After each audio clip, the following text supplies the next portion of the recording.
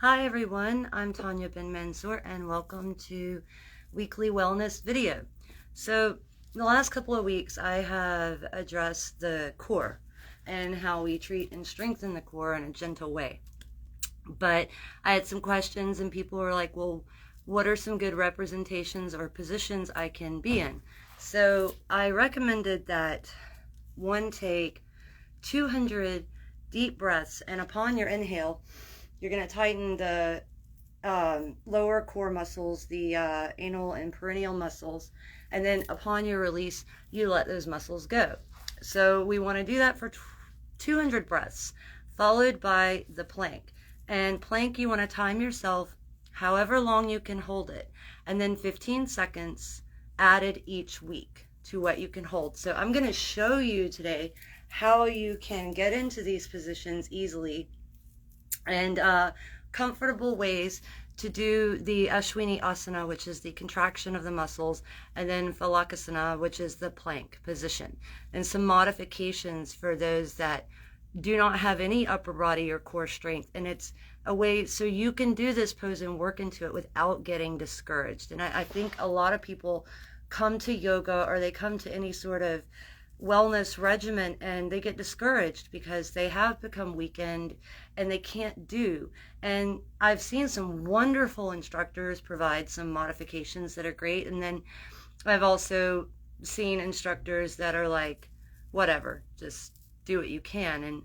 And that's a good approach in pushing past limits, but you can't just burst through a limit depending on what the limitation is. You have to slowly guide through it.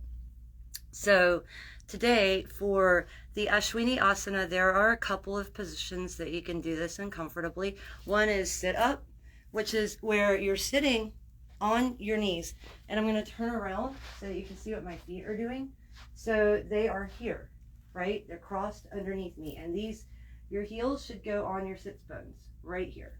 Now, once you get into that position, okay, you're going to want to take your thumb and your finger like this and put it in between your knees. And that is the space of width that's anatomical for your hip structure, because each person is different. So that's a way where you can get really comfortable in that position, is to just put this in between your knees. You can sit there, hands in your lap, hands on your hips, however you want to put your hands. You could do a mudra if you prefer, if you are familiar with mudras, and those are hands positionings that conduct energy in certain manners. Just as an example, one of my favorites is the conch. I can't remember the Sanskrit name, but it's where you grab your hand and you wrap and then you come across, and it looks like a conch shell. And this is good for people that suffer from anxiety. This kind of contains your energy, keeps it centered to yourself. So you could sit there like this or like this if you prefer, or just hands empty and still. Another way you can do the Ashwini Asana comfortably is to lie down on your back, just with your knees bent, regular, hanging out, hands here, hands here. You could do a mudra in this position, whatever you want to do. So let me tilt that forward so you can kind of see that I'm just lying down flat. Hands here or here. However you want to, do with your hands, you can put them here. It doesn't matter. And so just feet flat on the floor, knees bent and flat. So that is a comfortable way you can perform the Ashwini Asana and the 200 breaths. Now for plank, there's a few different ways that you can get into plank position comfortably, and a modification that you can do if you do not have the core strength needed to fully execute this pose. So a way that you can do this is, most people, if you're not familiar with yoga, you're familiar with child's pose. So you begin, sit, right? And then you want to reach up and forward, high, head flat, just come forward. You want to let your pelvis spread and just hang out there. And then from there, you can come up onto your hands and knees here. And I'm going to scoot back, walk it back. You can execute plank. You want to keep your navel like you're trying to pull it into your back. Keep it tight. So you can be here, and I'm going to walk to the side so you can see. Posture is a big thing. You don't want to do this. You don't want to let your body sag. You want to keep it tucked and taut and straight. So you can go from child's pose to that. You can also do plank on your elbows. Those of you with wrist issues, until you can get the wrist straightened out and strengthened, stress balls are great for that, the little squeezy things. You can do plank on your elbows. So you're here, and you just come up here and hang out. I love plank. I used to hate it, but then I was like, it became a personal vendetta between plank and I.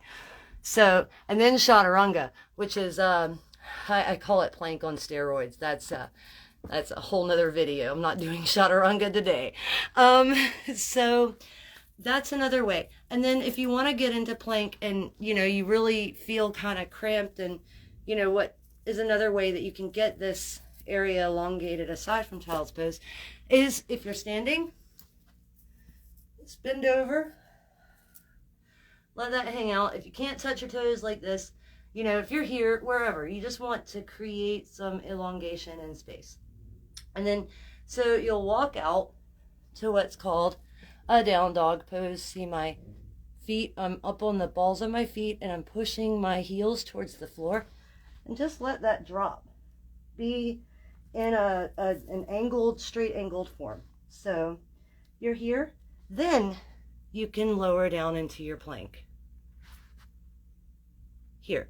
Or you can come down here and just hang out.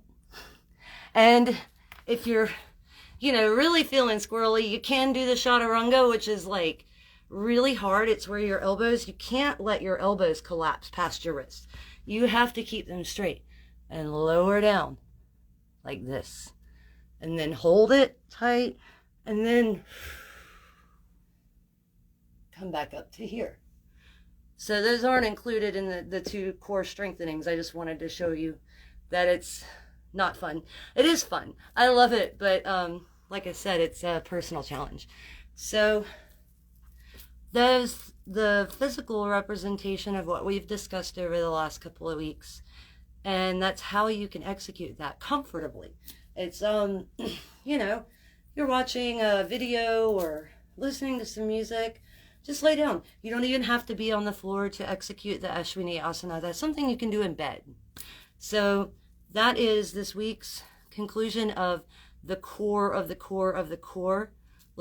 It turned out to be a series segment. I didn't intend for it, but it's a simple thing, but it's a lot of, you know, information. Core stuff. It's not just muscular.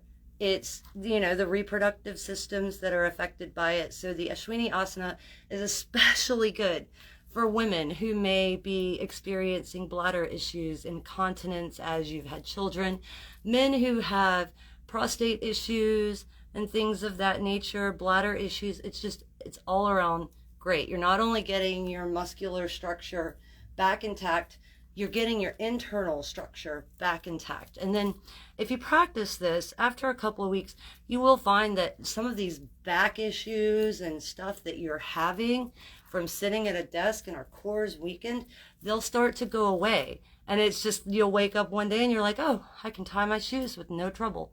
So that's it. I hope you guys take this into account and embrace it. And I'll see you guys next week. Namaste, much love, gratitude.